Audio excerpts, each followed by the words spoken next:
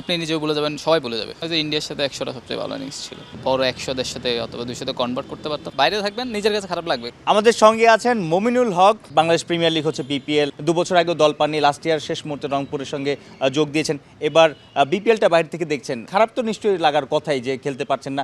আবার বিপিএলটা বাইরে থেকে কেমন দেখছেন সবকিছু মিলিয়ে?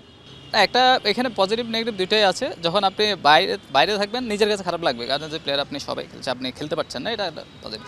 কিন্তু যখন আপনি খেলা দেবেন, খেলা দেখলে কিন্তু অনেক কিছু শেখা যায়। তো আমি ওই নেগেটিভটা চিন্তা না, আর পজিটিভ ওয়েতেই চিন্তা করি যে আমি প্রত্যেকটা ম্যাচ দেখার চেষ্টা করি, যে কোনো খেলা মানে প্রথম বল থেকে দেখার চেষ্টা করি। ওই টি-20 খেলা যত দেখবেন, মানে খেলা টি-20 না, যেই ফরম্যাটে আপনি যত খেলা দেখবেন তত খেলা শিখতে পারবেন। তো আমি কোনো ম্যাচ মিস না দেওয়ার চেষ্টা করি, প্রত্যেকটা ম্যাচে দেখি যাতে কিছু না কিছু আমি শিখতে পারি, কোন বলার কীভাবে খেলতে হয়, কোন কন্ডিশনে কীভাবে খেলবে, এগুলো খেলা দেখার চেষ্টা করি। টেস্ট স্পেশালিস্ট হলে কি একটু কষ্ট কিনা? লাইক ডিসেম্বরে ২০২৪ ডিসেম্বরে আপনি লাস্ট টেস্ট খেলেন, বাংলাদেশের পরবর্তী টেস্ট মনে হয় জুনে শ্রীলঙ্কাতে, তার আগে কোনো টেস্ট নেই ৬ মাস ৫ মাস মনে হয় এরকম, আমি শুনেছি। এইভাবে আসলে নিজেকে প্রিপেয়ার্ড রাখা, ফর্ম কন্টিনিউ করা কঠিন তো নিশ্চয়ই? অবশ্যই করি, একটু চ্যালেঞ্জিং, ভালোই চ্যালেঞ্জিং, শুধু ভালো চ্যালেঞ্জিং। এটা বেশ আমাদের দেশে অনেক বেশি চ্যালেঞ্জিং, কারণ আমি আগের সিরিজে কত করেছি, ৪ মাস পরে আপনি নিজেও ভুলে যাবেন, সবাই ভুলে যাবে।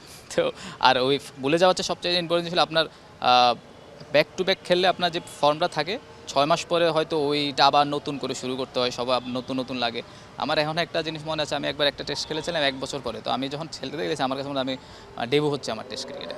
তো এইরকম চ্যালেঞ্জ অনেক বেশি থাকে। সেই সাথে আরেকটা পজিটিভও জিনিস থাকে, যে এর ভিতরে আপনি পৃথিবীতে যাই হবে না হবে, আপনার সব কিছু ভালো খারাপ সব কিছু থাকে। এটা হলো খারাপ, এটা হলো চ্যালেঞ্জ জিনিস, অথবা এটা ইতিবাচক জিনিস না, নেতিবাচক জিনিস।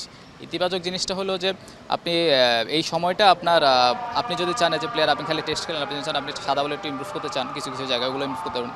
আর লাল বলে আপনার লাস্ট সিরিজে অথবা লাস্ট সার্কেলে যেসব জায়গায় আপনার কিছুটা স্ট্রাগল করেছেন, ওইগুলো নিয়ে আপনি চিন্তা ভাবনা করে ওই স্কিল হোক, মেন্টালও আপনি নিজের ইমপ্রুভ করতে পারেন ওই সময়টা, তারপরে ট্যাকটিক্যালও ইমপ্রুভ করতে পারেন। ২০২৪ সালটা ভালোও জানি আবার খারাপও জানি বলা যায়, কারণ প্রত্যেকটা টেস্ট সিরিজে আপনার কমপক্ষে একটা 50 আছে। ভারতের সঙ্গে সেঞ্চুরি আছে, শ্রীলঙ্কার বিপক্ষে 50, পাকিস্তানের 50 আছে, ওয়েস্ট ইন্ডিজের 50 আছে, সাউথ আফ্রিকার বিপক্ষে ঘরের মাঠে 50 আছে। ২৪ সালটা আপনার কেমন গেছে? যেগুলো 50 হয়েছিল, সেগুলো আমি যদি বড় ১০০ অথবা ২০০ কনভার্ট করতে পারতাম, তাহলে ওই জায়গায় হয়তো প্রাপ্তিটা কিছুটা বেটার হতো, এই আর কি।